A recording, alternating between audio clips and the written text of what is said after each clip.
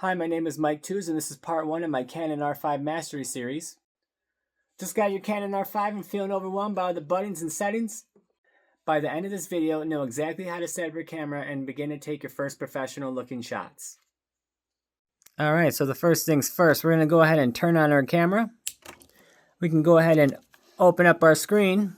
That goes ahead, as you can see, you can twist it out, turn it around, flip it around. Alright, now we're going to go ahead and go through the menu. Menu button's up here. Let me start off on the first page. This is a touch screen, so you can just click everything you need to click.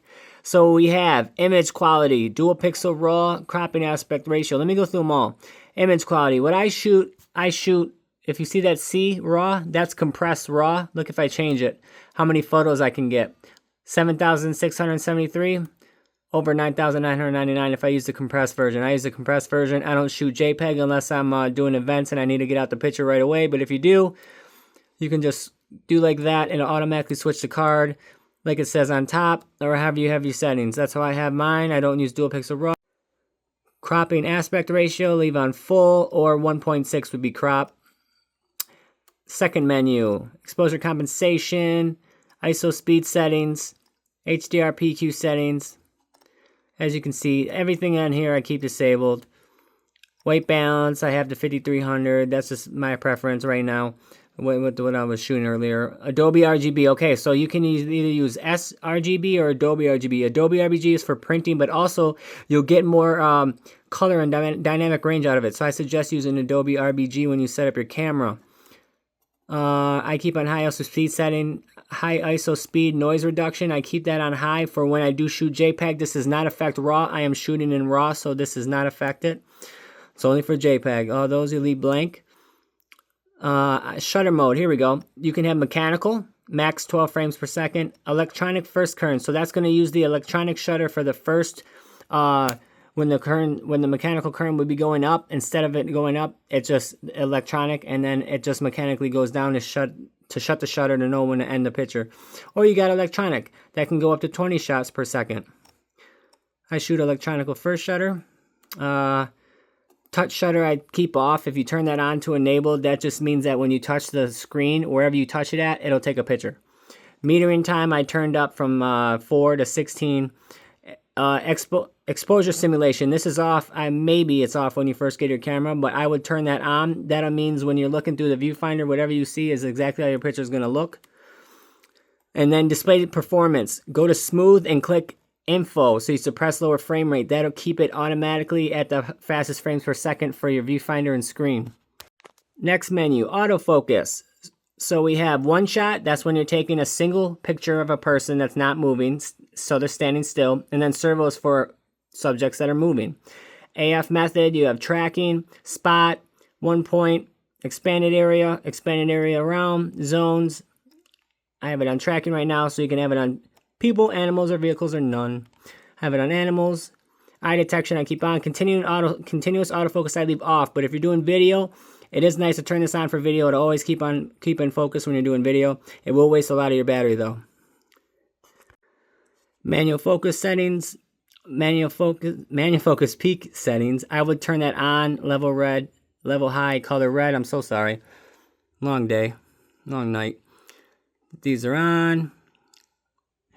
Read through the. I would read through the manual more on these, but they're pretty self-explanatory. So that when I have it for tracking birds, ignoring like obstacles, so that would ignore branches and things like that. All right. Airplane mode on, so it doesn't waste the battery as much. What else? Anything else important? Okay, yes. So if you go to custom shooting mode, there is 1 through 3. If you go up here and hit mode, you'll see that it says 1 through 3. Movie recording with C3. See how it says record movie recording with C3 settings? This is cool. So if I go back to manual, because I shoot on manual, and I go up here and you see this button, right now I am taking pictures. Or if I click the movie button up here, MFN, it'll change to video. But if I go back to picture and I click this, it'll automatically start recording in whatever settings I saved in C3. Yep, register settings. See, C3. So whatever I saved it as, it'll automatically start recording. So let me hit it. So now it is recording. And I believe it's recording in 4K high. I put it on automatically on 252. That's everything I kept it on before. And then you just click it again, and it'll stop. Yep, and then you got your video for playback.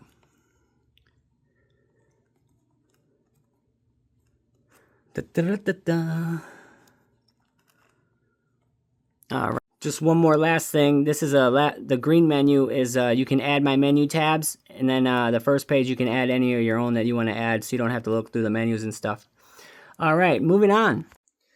All right, first things first. Let's go with, to get a great photo, you need to understand 3 things, and that would be your shutter speed, then your aperture, and your ISO. I have my Canon R5. I do have the battery grip on it. I can't remember if it's like BRG. I can't remember exactly what it is. It might be BR10, but this is the 20, BR20. The 10, the 20, they all fit on here, the 5. Highly recommend it. Holds 2 batteries.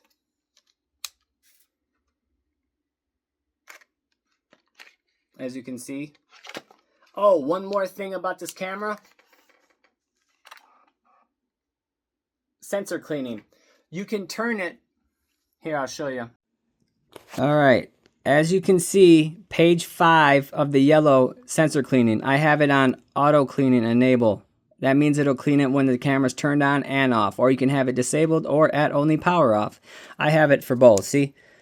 Sensor cleaning? Yep. All right. Remember this, guys. Your shutter controls motion.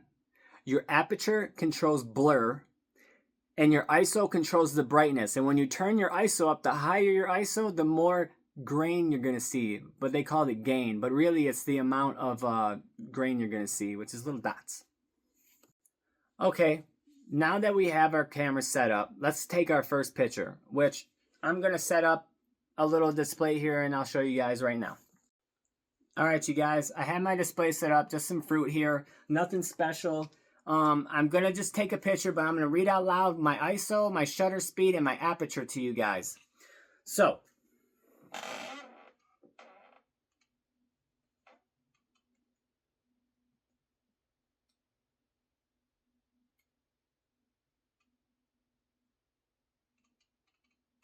all right.